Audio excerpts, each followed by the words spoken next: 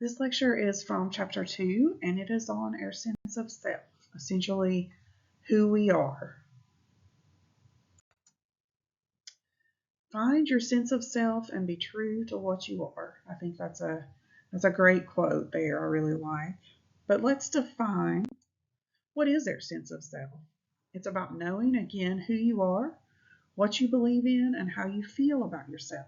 This could include your values, your beliefs, your strengths, your weaknesses, and your emotions. And it influences how you interact with the world and the people around you. Let's define a self schema. Schemas are mental templates by which we organize our worlds. Our self schemas, for example, perceiving ourselves as athletic or overweight or smart or anything else, powerfully affect how we perceive, remember, and evaluate other people and ourselves. But the big question is, how do we determine who we are? Well, one way is through social comparisons. Other people help define the standard by which we define ourselves. As rich or poor, smart or dumb, tall or short, we compare ourselves with others and consider how we differ. For example, if I'm the best player on my basketball team, I might define myself as a great athlete. That becomes a part of who I am. However, sometimes these comparisons are based on faulty information. For example, and I think this is the best example of on social media and Facebook, everybody's life looks perfect. They present the best. So if we compare ourselves to them, that might not be the greatest example.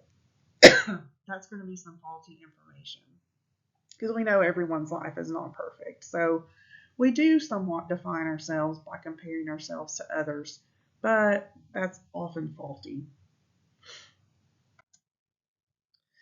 What do other people think of us? The looking glass self is a concept in social psychology that suggests people develop their sense of self based on how they believe others perceive and evaluate them. So what do other people think about me? That's going to help me define who I am. Let's look at the definition again. The looking glass self is a concept developed by American sociologist Charles Cooley, which states that individuals form their view of themselves based on how they believe they appear to others. Essentially, it suggests that to understand ourselves, we must first attempt to understand how other people see us, and then we use that knowledge to shape our own identity. So, for example, appearing more confident in an interview due to the approving looks from the panel of interviewers. An individual may think they performed poorly during a job interview, but upon receiving approval looks from their interviewers, they may gain a better opinion of their own performance. So they feel like the interviewers perceive them as doing a good interview, so they begin to think that they are doing a good interview. So we judge ourselves based on how other people think of us. That's one way we figure out who we are. Our culture also helps define us. And a huge difference between cultures is if it is an individualistic culture or a collectivistic culture. A culture of individualism, one's identity is self-contained. Becoming an adult means separating from parents, becoming self-reliant, and defining one's personal independent self. Your identity as a unique individual with particular abilities, traits, values, and dreams remains fairly constant. Very individualistic. You define yourself as being a unique individual, separated from, like it says, parents, and you become very self-reliant. But a collectivistic culture is a cultural value system that emphasizes the group over the individual, where the needs and interests of the collective take precedence over individual desires and goals. So you can see that the sense of self with somebody in an individualistic culture versus one in a collectivistic culture would be different, because the collectivist culture is going to focus on the needs of the group. So that would be more of how you would define yourself as part of a group as opposed to a solitary individual. So some fallacies related to our sense of self. The spotlight effect, a psychological phenomenon where individuals believe that others pay more attention to them particularly their mistakes or embarrassing moments, than they actually do. So, this effect often leads people to feel that they are under constant scrutiny in social situations.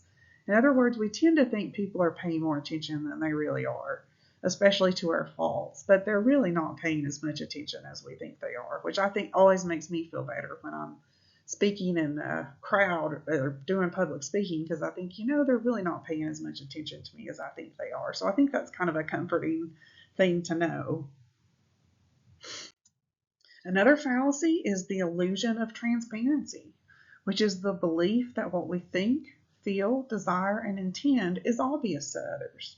Transparency illusion often takes place when we feel uncomfortable, insecure, or vulnerable. In our experience, everyone can see through us, we feel like, and recognizes our anxiety or uncertainty, for example, when in fact, most of that is just going on inside our minds. So, lesson learned from the spotlight effect and the illusion of transparency: people aren't really paying as much attention to us as we think. So, it's okay to feel anxious and make mistakes because they don't see through us and pay attention as much as we think they do.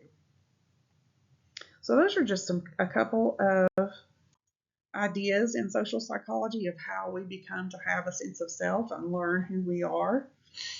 A lot of that is based on other people, their view of us, and how we compare ourselves to other people. So that's just a little touch of what's in your textbook. But as always, thank you for listening, and please let me know if you have any questions.